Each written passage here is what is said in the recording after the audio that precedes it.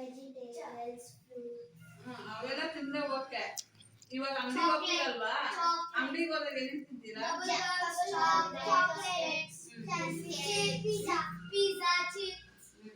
Chocolate, pizza, burger, cake, ice cream, ಇವೆಲ್ಲ unhealthy food, junk food. ಇವೆಲ್ಲ ತಿನ್ಬಾರ್ದು. ಇವು ತಿಂದ್ರೆ ಏನಾಗುತ್ತೆ ಗೊತ್ತಾ?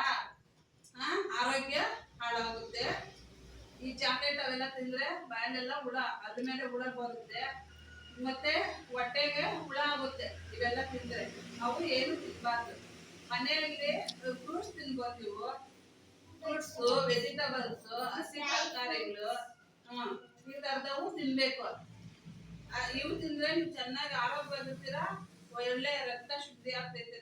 ಹಸಿ ತರಕಾರಿ, ಫ್ರೂಟ್ಸ್ ತಿಂದ್ರೆ ರಕ್ತ ಇಂಪ್ರೂವ್ ಆಗ್ತೈತಿ ನಿಮ್ಗೆ, ಗೊತ್ತಾ? ಮತ್ತೆ ಇವೆಲ್ಲ ಮನೆಯಲ್ಲೇ ನೀವು ಮನೆ ಹತ್ರ ಜಾಗ ಇದ್ರೆ ಗಿಡಗಳನ್ನ ಬೆಳೆಸ್ಬಿಟ್ಟು. unhealthy foods. Donuts, hot dog, pizza, burger. Junk foods, chips, chocolates, bubbles, jellies. And even don't copy and say other things. ಕನ್ನಡದ ಸಿಪ್ಪು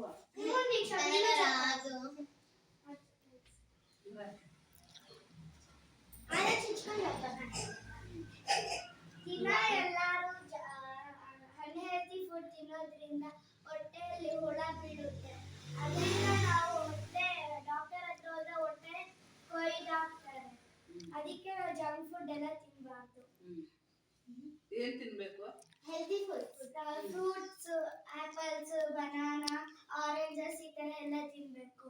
ಮತ್ತೆ ಹಸಿ ತರಕಾರಿ ಮತ್ತೆ ತಾಜಾ ತರಕಾರಿಗಳು, ಮನೆ ಹತ್ರ ಬೆಳೆಸಿರೋ ತರಕಾರಿಗಳು ಉಪಯೋಗಿಸ್ಬೇಕು. ತರಕಾರಿ ಫ್ರೂಟ್ಸ್ ತಿನ್ಬೇಕು, ಅಷ್ಟೇನು ತಿನ್ಬಾರ್ದು. ಅಂಗಡಿಯಲ್ಲಿ ತಂದು ಅರ್ಧ ತರಕಾರಿ ಎಲ್ಲ ತಿನ್ಬೇಕು. ಕ್ಯಾರೆಟ್, ಫ್ರೂಟ್ಸ್ ಎಲ್ಲ ತರಕಾರಿ, ಸೊಪ್ಪು ಎಲ್ಲ ತಿನ್ಬೇಕು. ಮನೆಯಲ್ಲಿ ಮಾಡ್ಕೊಂಡು ತಿನ್ಬೇಕು. ಎಲ್ಲ ಫ್ರೂಟ್ಸ್ ಎಲ್ಲ ತಿನ್ಬೇಕು. ಐಸ್ ಕ್ರೀಮು, ಜ್ಯೂಸು ಎಲ್ಲ ತಿನ್ಬಾರ್ದು. ಚಾಕ್ಲೇಟು